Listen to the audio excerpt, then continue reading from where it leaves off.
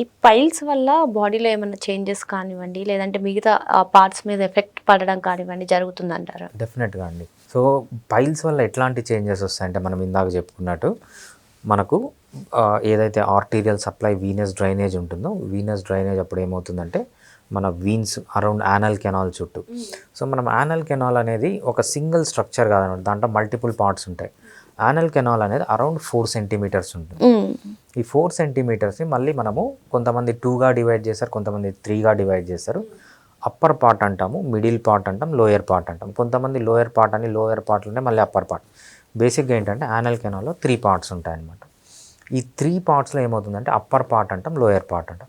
Upper పార్ట్‌లో గాని ఏదన్నా ప్రాబ్లమ్ వస్తే అంటే ఇంటర్నల్ పైల్స్ వస్తే అక్కడ మనకు సెన్సిటివిటీ ఉండదన్నమాట. దానికి ఆటోనమస్ నర్వస్ సిస్టమ్ సప్లై అయి ఉంటుంది. అందుకేంటంటే అక్కడ పెయిన్ అనేది తెలియదు. ఓకే.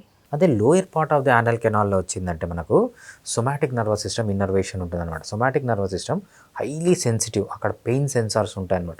ఎప్పుడైతే lower part of the anal కెనాల్‌లో వస్తుందో వీళ్ళకి పెయిన్ అనేది చాలా ఎక్కువగా ఉంటుందన్నమాట.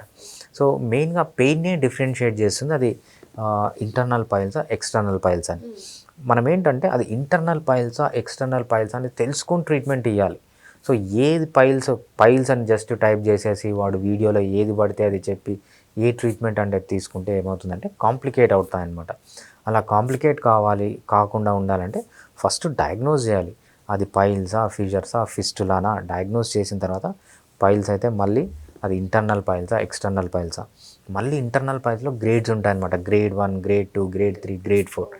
కొన్ని పైల్స్ ట్రీటబుల్, కొన్ని సర్జరీకి వెళ్ళాలి. ఇవన్నీ చూసుకొని ట్రీట్మెంట్ చేస్తే సక్సెస్ అనేది ఉంటుందన్నమాట.